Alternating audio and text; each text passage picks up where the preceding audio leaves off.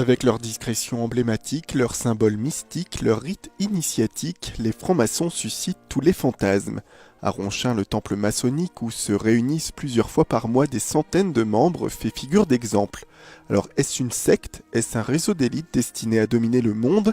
Marie-Thérèse Besson, grande maîtresse de la Grande Loge féminine de France, parle de toute autre chose. C'est un ordre initiatique.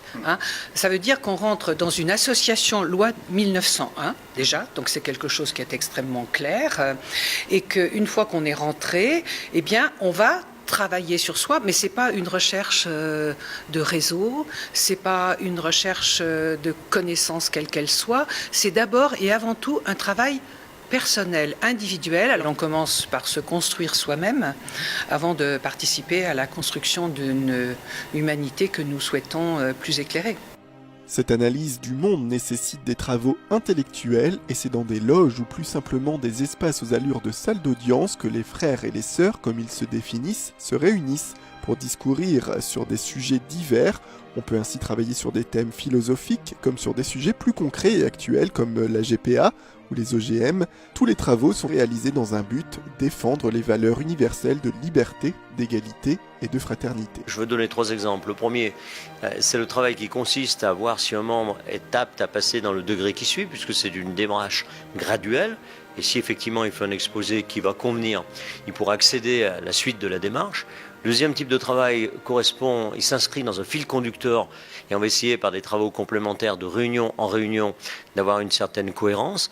Et puis le troisième type de travail effectué dans une loge, c'est un travail qui correspond au national, c'est-à-dire la même question, le même sujet posé à l'ensemble des loges qui composent une obédience. Et ensuite ça remonte sous forme de synthèse jusqu'à avoir une synthèse nationale. Dans la métropole lilloise, Thierry Sarrazin est franc-maçon depuis 27 ans. Et en plongeant sans connaître au départ cette confrérie, il parle aujourd'hui d'une aventure intellectuelle enrichissante autant pour soi que pour les autres. La franc-maçonnerie, c'est un peu une auberge espagnole. Chacun y trouve ce qui l'y a amené, mis à part qu'il ne mange pas seul. C'est la franc-maçonnerie ou la démarche initiatique, c'est une démarche seule, mais avec les autres au sein d'un groupe. Elle marche seule, on se la fait en ermite dans une grotte, et chez nous, c'est avec les autres, c'est un travail, une construction personnelle en commun, et construction qui doit se développer vers les autres. Cet enrichissement personnel acquis au temple doit ainsi servir l'humanité au quotidien. On a le devoir de porter à l'extérieur l'œuvre accomplie dans le temple. Là, je vais te révéler un grand secret maçonnique. À la fin de la tenue, tout le monde se tient la main avant de se quitter. Et le président de la loge, le président de l'atelier, dit « Je vous rappelle que vous devez porter au dehors l'œuvre accomplie dans le temple ».